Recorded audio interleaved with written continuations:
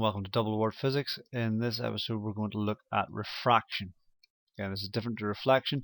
Refraction is the bending of light. Now bending is a bad description of that, but it's how it's described in the specification. Okay, it's the change of direction of light when it travels from one material into another.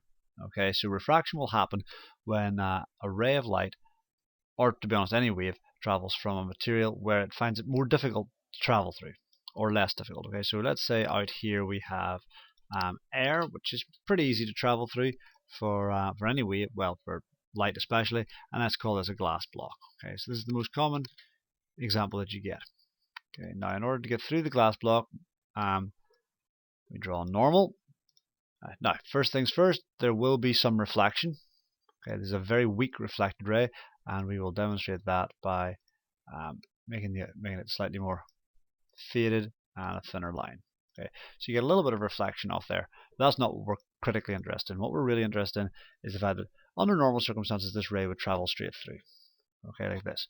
Because of the fact that it's traveling into a more dense material, or a more optically dense material, what's going to happen is it's going to bend and it's going to move closer to the normal.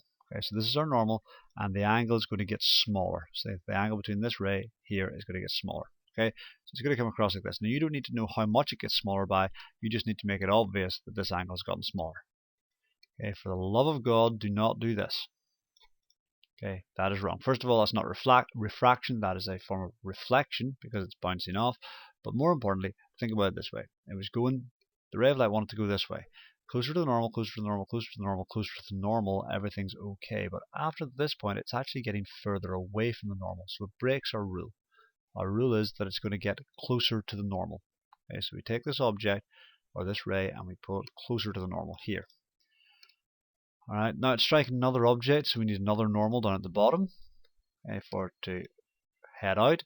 And upon getting back out into the air, it will find life a little bit more easy. It will speed up and bend away from the normal. Okay, so it originally wanted to go this way, because remember light travels in straight lines, but it ends up bending away from the normal.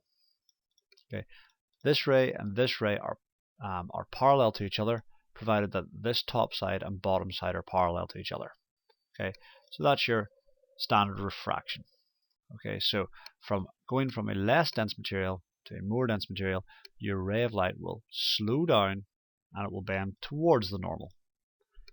On leaving the glass, it will speed up and bend away from the normal. Okay, now opposite situation, let's get you something slightly more difficult. Well, not difficult, but different. Okay, let's assume that this is a glass block here, and up here we have some form of vacuum. Okay, so a vacuum is easy to travel through if you're a ray of light. So here goes my ray. It strikes here. Didn't mean to do that one there.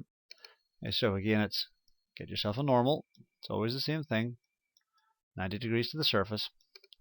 Okay, now this is where it would have gone. As you get your ruler laid down, that's where it would have gone.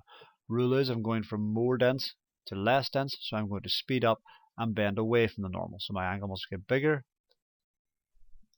So there I go. Okay, off I go. Now, back to here. Let's get some labeling done. Okay, this is the angle coming in. So again, this is my incident angle. Okay, so we call it the angle of incidence. Okay, because of the fact that these diagrams are usually quite small, you just put an I in there. In here, we label it as little r. Okay, where little r is the angle of refraction. Okay, so it is the angle after refraction has taken place. Right, and then this angle down here again, this is another incident angle, and then this angle here is r. Okay, and they're different. Okay, this I and this I are different to each other. This r and this r are different to each other. In this one, because the incident angle comes in like this, then that's the incident angle, and then here is the refracted angle. Okay, remember that all your angles are measured from the normal. That's why you draw it. Okay, so the refracted angle is that, the incident angle is that. Okay, that's why we put arrows on stuff. Okay, because the incident angle is your incoming ray, and your refracted angle is what happens after the refraction. It's your outgoing ray. Okay, all happy with that? Now, that's all we need to know. Okay, we just need to know that when we go from glass into air or a vacuum, we speed up and bend away from the normal. when we go the opposite way around, so from a vacuum into glass, draw your normal and show that it will slow down, which you can't show on a diagram, you can't show it, say it slows down, but you will need to say that it slows down and then bends towards the normal, like that. Job done.